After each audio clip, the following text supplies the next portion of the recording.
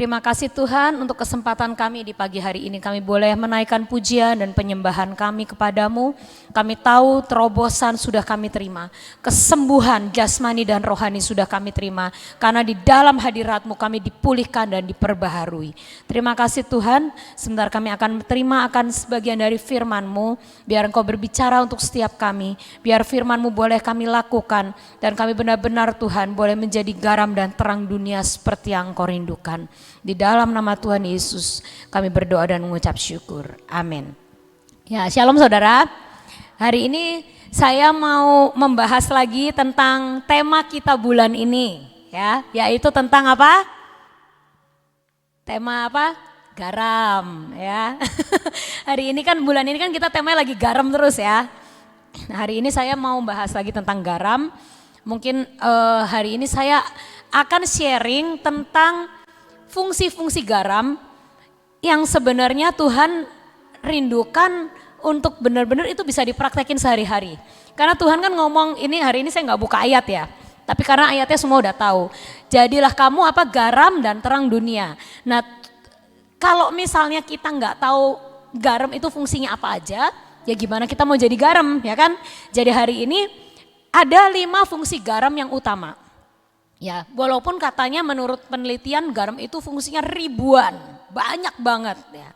Tapi ternyata ada 5 fungsi utama garam. Dan kalau kita ngerti dan memahami akan fungsi garam ini, kita bisa praktekin dalam hidup kita sehari-hari. Oh, maksudnya saya suruh jadi garam dunia itu seperti ini toh, ya kan?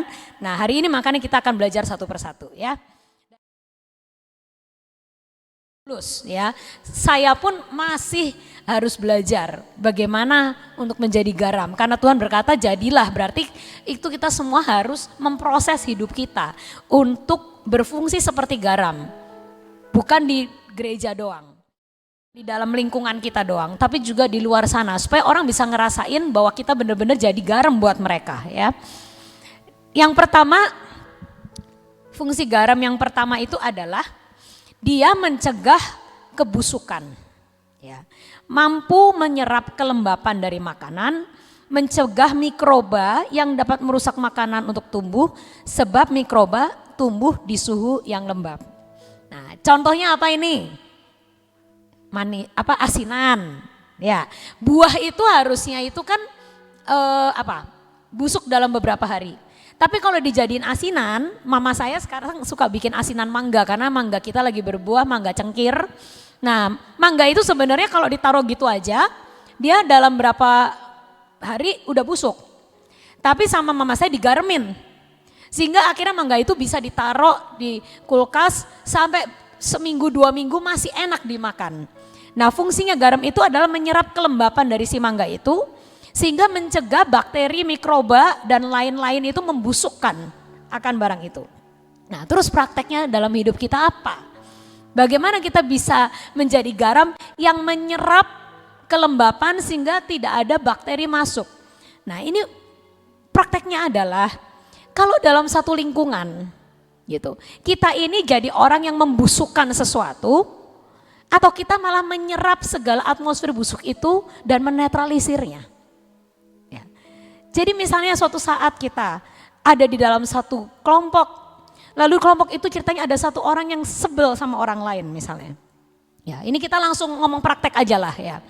Lalu orang itu mulai gosip, ini orang nih kurang ajar, ini gini saya diginiin, katanya dia begini, katanya benar.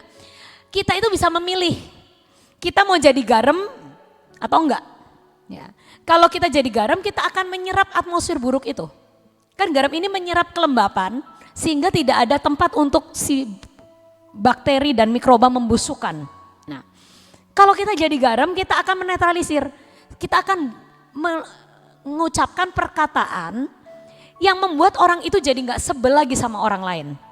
Ya, tapi bisa juga kita jadi kompor. Ya emang bener, emang orangnya emang konon. Ya memang bener yang lu ngomong tuh bener 100%, dia emang begitu orangnya. Nah, kebanyakan kita lebih seneng ngomporin, ya kan? Nah tapi Tuhan ngomong hari ini jangan, kita harus jadi garam. Artinya kalau ada orang benci sama seseorang, orang itu berpotensi untuk menjadi busuk. Orang itu berpotensi untuk ngucapin suatu hal yang busuk. Nah kita harus jadi netralisir. Kita menyerap semua potensi kebusukan itu, potensi kebencian itu. Dan kita berkata, kita tabur garam, gak apa-apa. Ya. Kita bisa gini loh, bukan berarti kita berbohong untuk menetralisir keadaan. Tapi pilihan tuh di tangan kita untuk kita tuh mau ngomong yang positif apa yang negatif. Ya. Misalnya saya waktu itu pernah punya pengalaman anak saya. Misalnya anak saya tuh berteman dengan banyak orang, banyak teman. Lalu dia ngomong, "Mah, ada satu teman ayah yang orangnya tuh galak banget." Gitu. Kalau keinginan dia nggak diturutin, dia tuh ngamuk-ngamuk, marahin semua orang. Ayah tuh sedih gitu. Padahal ayah tuh pengen jadi best friend. Tapi tiap kali dia galak, dia keinginannya nggak diturutin, ngamuk-ngamuk, kayaknya jadi sedih. Nah, bukan berarti kita itu harus ngomongin oh enggak, dia enggak begitu. Enggak, mungkin saja orang yang diomongin itu memang benar seperti itu. Nah, tapi kita bisa menetralisir. Ya. Kita enggak bohong, enggak lagi ayah, teman kamu tuh enggak gitu loh, enggak gitu, gimana emang anaknya kenyataannya gitu, ya kan? Tapi kita bisa memilih. Kita misalnya bisa ngomong, iya emang anaknya kayak gitu, enggak bisa. Tapi kalau kita mau jadi garam, kita ngomongnya lain caranya. Kita ngomong, ayah, tiap orang itu punya sifat beda-beda. Ya. Mungkin teman kamu kayak gitu, karena mungkin dia anak tunggal mungkin. Atau teman kamu kayak gitu, mungkin karena sifat dasarnya keras mungkin. Kan tiap orang karakternya beda-beda. Ya. Kamu orangnya nggak keras, tapi kamu perasa orangnya. Ya kan? Jadi semua orang tuh sifatnya beda-beda dan kita harus belajar ngertiin orang lain yang sifatnya beda sama kita. Nah itu namanya apa? Belajar menjadi garam. Menetralisir sehingga kebencian, kekesalan, rasa nggak suka dari orang itu terserap. Sehingga orang itu, oh iya oke, netral, oke. Saya belajar ngertiin orang lain, saya belajar walaupun dia galak ataupun dia cengeng ataupun dia apapun, kita belajar ngertiin. Nah itu namanya fungsi garam yang pertama, ya, mencegah kebusukan terjadi. Saat ada orang lain mulai hatinya membusuk, perasaannya membusuk, kita menetralisir dengan garam kita dan membuat dia netral dan tidak busuk lagi, ya. Yang kedua, garam itu meningkatkan rasa manis tapi mengurangi rasa pahit. Ya. Ini yang disebut sama Stephen kemarin waktu khotbah, dia itu sifatnya tidak hanya mengasinkan semuanya, tapi garam itu bisa enhance, meningkatkan rasa yang lain. Ya. Contohnya apa? Kalau saya punya, mama saya paling senang kalau makan apel dikasih garam. Atau makan yang sesuatu yang jeruk, yang asam, dikasih garam lebih manis. Benar? Jadi buah-buahan itu kalau dikasih garam bukannya jadi asin buahnya, tapi rasa manisnya malah keluar. Nah, terus yang kedua, dia itu mengurangi pahit. Waktu itu suami saya pernah dikasih tahu sama Pak Yohanes Sunardi, Freddy, kamu tak kasih tahu rahasia ya, biar organ-organ tubuh kamu itu sehat kayak anak kecil. Waduh, apa tuh Pak rahasianya? Seminggu sekali makanlah pare, jus pare. Nah, tapi jangan langsung dimakan. Parenya kamu balur dengan garam dulu. Dicuci pakai garam, kosok-kosok gitu. Lalu abis itu bijinya dibuang, lalu kamu jus. Yang anehnya ya saudara, setelah kita pikir garam itu fungsinya untuk mencuci, artinya untuk membersihkan si pare dari bakteri dan lain-lain. Karena garam itu disinfektan juga. Tapi ternyata bukan, fungsinya si garam itu begitu kena pare, dia mengurangi rasa pahitnya si pare. Sehingga waktu diminum benar-benar nggak pahit, sangat berkurang banyak pahitnya. Ya, ini tips kesehatan ya buat yang mau nyoba. Pare bukan digodok parenya, beneran pare masih mentah, dibalur garam, dikosok-kosok kayak dicuci pakai garam gitu, terus lalu dibuang bijinya, di jus. Itu baik untuk kesehatan ya. Nah, jadi garam ini punya fungsi meningkatkan rasa manis buat yang lain dan mengurangi rasa pahit buat yang lain. Dia tidak hanya pengen nonjol sendiri, pokoknya semua gue bikin asin. Pokoknya semua gue bikin seperti gue, enggak. Pokoknya harus seperti cara saya, enggak. Kalau dia manis, ya akan saya tingkatkan kemanisannya. Itu seperti yang Stephen tadi kemarin bilang ya. Kalau kamu datang ke satu tempat itu mungkin gak mirip sama kita, gak mirip stylenya sama kita. Tapi kita cari tahu apa yang bisa kita bantu di tempat itu untuk kita meningkatkan warnanya dia. Ya. Itu yang saya waktu kemarin Stephen khotbah seperti itu, ini seperti ini. Garam itu enhance, meningkatkan rasanya yang lain, meningkatkan akan ciri khasnya yang lain. Ya, tidak hanya egois, pokoknya aku harus yang menonjol, tidak. Tapi dia memberikan rasa-rasa yang lain boleh bermunculan. Ya, itu yang kedua. Yang ketiga, garam itu adalah sumber nutrisi. Ya, dia mengandung sodium yang dapat membantu mengendorkan, tapi juga bisa mengencangkan otot, membantu impuls saraf, mempertahankan keseimbangan mineral dan air dalam tubuh. Dia itu sebagai penyeimbang. Ya. Dia bisa mengendorkan tapi juga bisa menguatkan. Ya. Artinya bukan pelin-pelan. Tapi di saat dia butuh untuk mengendorkan saraf, membuat rileks, bisa dia. Tapi kalau dia perlu untuk tenaga, untuk beraktivitas, dia bisa mengencangkan otot. Kita harus menjadi garam yang bisa mengerti situasi. Yang Tuhan katakan bersukacitalah dengan yang bersukacita, menangislah dengan yang menangis. Artinya apa? Kalau ada orang yang butuh kekuatan, kita kasih kekuatan. Kalau ada orang yang lagi lemah, kita harus kasih kekuatan. Tapi kalau ada orang yang lagi bingung, yang lagi kalut, nah kita kasih kelemah lembutan. Ayo dikendorin ya. Jangan orang yang udah tegang kita kasih tambah, ayo sirah. Nah jangan. Jadi kalau orang yang tegang, yang lagi pikirannya kalut, kita kasih kendor. Mengendorkan apa? Otot. Kita harus kasih, udah tenang, kamu jangan kayak gini. Nah tapi ada orang yang loyo. Ya, ada orang yang lagi loyo, aduh saya nggak bisa apa-apa, saya gagal, saya apa. Kita harus kasih kekuatan, mengencangkan otot. Kamu nggak boleh menyerah, kamu nggak boleh. Nah itu, jadi namanya garam itu bisa menyeimbangkan. Apa yang orang lagi butuhkan kita kasih. Dia lagi butuh kekuatan, kita kasih kekuatan.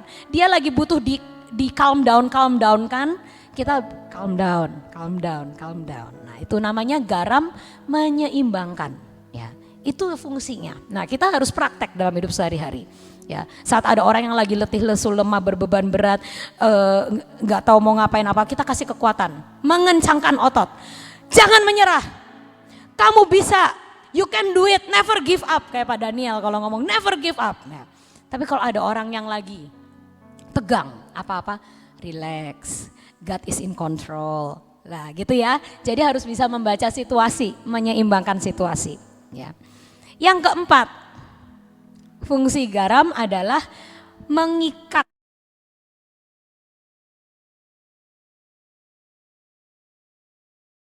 pada sosis. Ya, saudara tahu kalau daging olahan sosis itu kan terpisah-pisah, cincang-cincang gitu, ya kan? Kenapa sosis bisa bersatu? Itu sebenarnya diikat sama yang namanya garam, sehingga nggak amburadul, nggak buyar, ya, nggak ambiar istilahnya. Nah, kita ini sebagai anak-anak Tuhan juga harus begitu. Apakah kalau kita datang kita malah mengambiarkan suasana atau kita malah bisa menjadi pengikat dan pemersatu? Ya, garam itu fungsinya mempersatukan yang ambiar-ambiar ya. Jadi kalau misalnya kita dalam satu kelompok kita malah bikin ambiar, itu berarti belum jadi garam. Tapi kalau gara-gara kita, kelompok yang tadinya terpecah-pecah, berbeda-beda itu bisa bersatu, itu artinya kita sudah berfungsi dengan baik. Ya, yang keempat. Lalu yang kelima, yang terakhir, garam itu adalah penambah warna dan tekstur. Ya. Saudara tahu kalau apel dikupas, ya, terus kita taruh, berubah nggak warnanya? Berubah jadi abu-abu. Tapi kalau apel yang sudah dikupas itu direndam di dalam air garam sebentar aja, lalu dikeluarkan, dia akan berjam-jam warnanya nggak berubah, tetap menarik, tetap warnanya putih dan enak seger ya. Nah jadi terus pada daging olahan, pada daging sosis dan lain-lain, tadinya daging itu warnanya kusem, tapi kalau dikasih garam jadi warnanya cerah. Nah, jadi garam itu ternyata juga berfungsi untuk mengubah warna yang kusam menjadi baik, menjadi cerah. Ya, lalu dia juga memberi tekstur pada makanan. Katanya roti tawar, ya, kerak roti itu tadinya warnanya nggak menarik, tapi kalau ditaburin garam, jadi keraknya warnanya keemasan. Ya, jadi garam itu ternyata juga mempunyai nilai estetika, menambah keindahan. Tuhan juga pengen kita seperti itu. Dimanapun kita berada, kita harus memberi warna yang baik kepada lingkungan kita, kepada keluarga kita, kepada tempat Tuhan tempatkan kita di mana, di pekerjaan kita. Ya, jangan sampai kalau kita datang tadinya cerah jadi abu-abu. Nah itu salah, berarti itu tidak berfungsi garamnya ya kan. Tapi garam adalah di mana kita ditempatkan, yang abu-abu jadi cerah. Gitu. Nah jadi kita tahu fungsi garam ada 5. Mari kita praktekkan. Ya, saya bacakan sekali lagi. Yang pertama, mencegah kebusukan. Ya, jangan sampai kalau ada orang lagi gosip atau lagi kesel sama seseorang, kita malah tambah busuk-busukin. Tapi kita menetralisir supaya keadaan yang busuk itu diserap dan dihilangkan. Ya, kedua, meningkatkan rasa manis, menghilangkan rasa pahit. Kita mengenhance rasa yang lain. Kita membantu orang-orang untuk menemukan warna dan rasanya masing-masing, dan kita tidak egois, pokoknya harus seperti saya semua, harus caranya saya, enggak. Kita harus mengenhance akan rasa-rasanya yang lain. Yang ketiga adalah sumber nutrisi, mengendorkan dan mengencangkan, ya, bisa menyeimbangkan. Kalau ada orang yang butuh kekuatan, kita kuatkan. Kalau ada orang yang lagi lemah, kita kuatkan. Kalau ada orang yang lagi tegang, kita kendorkan, ya. Itu yang ketiga. Lalu yang keempat, pengikat dan pemersatu, ya. Apapun dimanapun kita berada, kita nggak bikin ambiar situasi, tapi kita mempersatukan. Yang kelima, menambah warna dan tekstur. Kita harus menjadi orang-orang yang bisa mewarnai dunia kita. Ya, dimanapun kita ditempatkan, kita tidak bikin yang bagus jadi abu-abu, tapi semua yang abu-abu itu kita jadikan lebih baik lagi. Amin. Ya, gitu aja biar kita bisa praktekkan menjadi garam seperti yang Tuhan rindukan. Saya percaya semua pengen ya. Nah sebenarnya itu adalah manifestasi ya. Kalau diterangkan sama Sofi itu adalah manifestasi yang keluar dari hidup kita. Manifestasi adalah suatu tindakan yang keluar yang dapat dilihat oleh orang. Kalau orang mengatakan, orang didoakan terus langsung, lah ini manifestasi. Jadi dia mengeluarkan sesuatu yang dapat dilihat oleh manusia. Itu manifestasi. Jadi sebenarnya apa yang diceritakan sama Sofi itu manifestasi. Manifestasi dari apa? Dari 9 buah roh. Ya. Kalau kita lihat dalam Galatia 5 ayat 22, coba ditayangkan ya. Kalau enggak salah sih Galatia 5 ayat 22. Ya. Kita baca sama-sama ya. 2, 3. Tetapi buah roh ialah kasih, sukacita, damai sejahtera, kesabaran, kemurahan, kebaikan, kesetiaan, kelemah lembutan, penguasaan diri. Tidak ada hukum yang menentang hal-hal itu ya.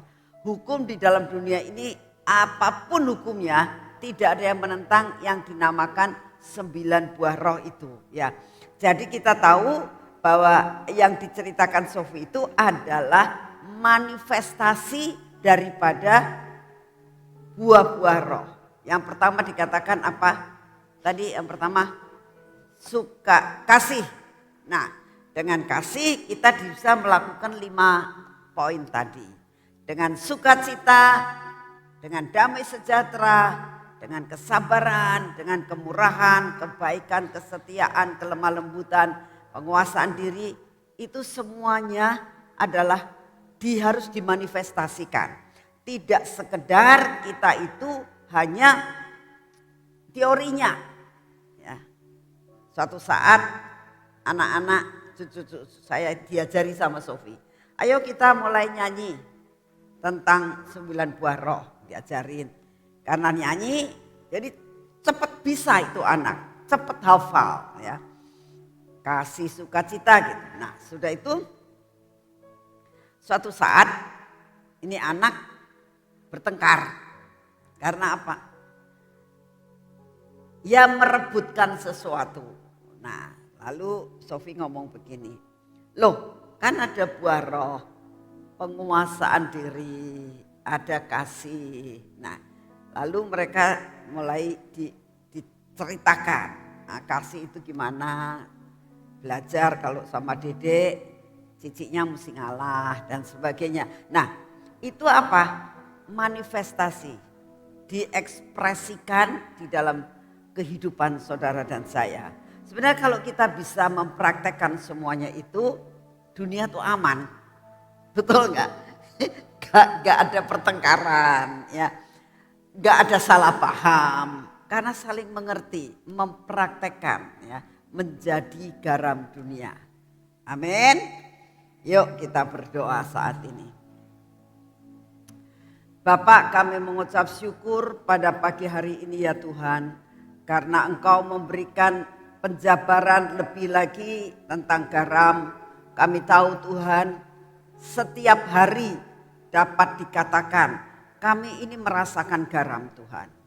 Karena pada waktu kami makan, minimal kami makan sehari 3 kali Tuhan, minimal Tuhan. Dan dalam makan itu selalu, dalam makanan yang kami makan itu selalu ada garam Tuhan. Sayur yang kami terima selalu dikasih garam. Kami percaya Tuhan, kalau kami boleh menikmati satu hari 3 kali, itu menandakan Engkau menginginkan dalam hidup kami diingatkan bahwa kami perlu garam. Kami perlu kenikmatan, kami perlu bisa menjadi berkat buat orang lain. Bisa mengekspresikan dengan apa yang kami sudah dengar secara teori. Bapak, ingatkan kami dimanapun juga. Apa yang kami dengar, apa yang kami bicarakan, ingatkan kami Tuhan bahwa ada garam dalam hidup kami. Karena satu hari minimal 3 kali kami mencicipi rasa garam itu. Terima kasih untuk kasih setiamu. Kami percaya dimanapun kami berada saat ini, di mana kami mendengarkan streaming ini, buat kami mengerti Tuhan bahwa saudara dan saya itu adalah garam yang Tuhan taruh dalam hidup kami. Terima kasih untuk kasih setiamu. Bapak, saat ini juga kami mau datang di hadapan-Mu.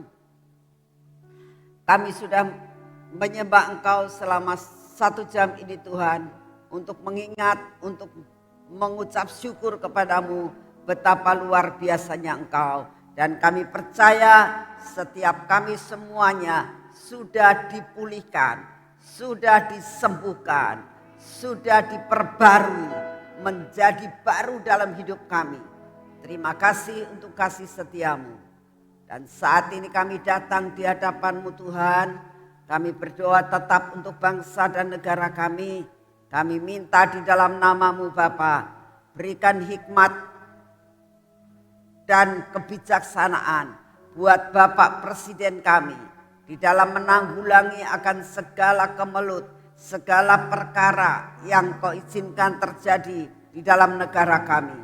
Engkau yang akan memberikan Tuhan orang-orang yang di sekitar daripada Presiden kami mensupport, mendukung Tuhan akan segala sesuatu yang direncanakan.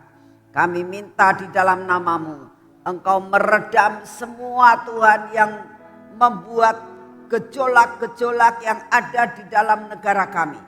Kami minta di dalam nama-Mu, biar semua gejolak Engkau padamkan Tuhan. Semua roh ketidakpercayaan, semua roh-roh yang ingin menghancurkan bangsa dan negara kami, Kami minta Engkau sendiri akan memadamkan Tuhan, membuat semuanya ini menjadi tentram dan damai yang daripadamu. Bapa yang di surga, kami percaya waktunya tiba. Indonesia akan dipulihkan kembali. Indonesia disembuhkan Tuhan dari segala perkara yang tidak baik. Indonesia akan dipulihkan keadaan ekonominya, keadaan semua transportasi, semua pariwisata akan pulih kembali. Kami percaya akan hal ini. Kami juga berdoa untuk bencana-bencana alam Tuhan. Engkau sendiri akan membuat minimal buat bangsa kami. Kami percaya, kami berdiri di tempat ini Tuhan. Kami mau terus menjadi pendoa buat bangsa dan negara kami. Ingat akan bangsa dan negara kami Tuhan. Karena kami percaya Engkau mengasihi bangsa kami. Terima kasih untuk kasih setiamu Bapa. Kami menyerahkan akan apa yang terjadi saat-saat ini. Engkau siapkan hati, jiwa dan pikiran kami Tuhan. Untuk menyambut akan perkara-perkara yang ajaib yang Kau sedang rencanakan buat bangsa kami. Biarlah kami ikut ambil bagian karena kami berada di Indonesia. Bapak, kami juga berdoa untuk semua rencanamu atas dunia ini Tuhan. Kami percaya Bapak, apapun yang Kau izinkan terjadi, kami percaya Kau tetap pegang kendali buat bangsa kami. Engkau tetap pegang kendali buat dunia ini Tuhan. Sampai semua rencanamu tidak ada yang gagal. Kami tahu Tuhan, maka apa yang Kau rencanakan, bahwa amanat agungmu harus sampai ke ujung bumi. Terima kasih untuk kasih setiamu. Kami sungguh menyerahkan juga akan persekutuan yang setiap hari ada di tempat ini. Kami mau menaikkan doa setiap hari Tuhan di tempat ini. Kami mau mengisi cawan penyembahan dan pujian setiap hari di tempat ini. Kami berdoa Bapa, biarlah Kau kirimkan jiwa-jiwa untuk bergabung dengan kami Tuhan. Untuk berdoa buat keadaan dunia, buat keadaan bangsa dan negara kami. Terima kasih untuk kasih setiamu. Segala puji, hormat dan syukur kami naikkan di hadapan-Mu Tuhan. Kami akan masuk dalam pengurapan.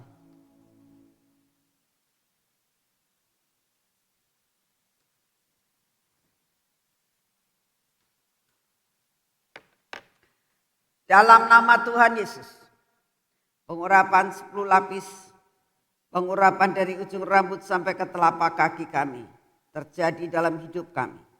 Di dalam nama Tuhan Yesus, biarlah mata kami ini mata yang tertuju kepadamu saja Tuhan. Telinga kami juga kami rindu untuk telinga kami ini mempunyai kepekaan dengan Engkau. Dan bibir mulut kami ini ya Tuhan, Engkau jagai, biarlah benar-benar ya Tuhan, Engkau menjagai akan pintu bibir kami untuk mengucapkan perkataan, menjadi garam, apa yang kami katakan menjadi berkat buat orang lain. Dalam nama Tuhan Yesus, biarlah hati kami terus melekat di hati kami dengan Engkau Tuhan, supaya hati kami dijagai, tidak masuk segala perkara yang tidak baik. Dalam nama Tuhan Yesus, biarlah semua roh ketidakpercayaan, roh kekhawatiran dipatahkan di dalam nama Tuhan Yesus Kristus. Bapak, berkati tangan kami. Ini tangannya akan kami pakai untuk bekerja pada hari ini. Biarlah apa yang kami kerjakan tidak ada yang gagal. Karena Tuhan, kami bekerja bersama dengan Engkau. Dan kami percaya Tuhan, kami dapat melakukan segala perkara yang besar bersama dengan Engkau. Dalam nama Tuhan Yesus, biarlah kaki kami berjalan pada jalan yang sudah Engkau tentukan dari hari ke hari, dari waktu ke waktu, sampai semua rencanamu tidak ada yang gagal dalam hidup kami. Perjalanan hari ini adalah perjalanan bersama dengan Engkau. Terima kasih Bapak, pagi hari ini kami percaya Engkau beserta dengan kami hingga kesudahan alam. Dalam nama Tuhan Yesus. Amin. Selamat pagi, Tuhan memberkati saudara semua.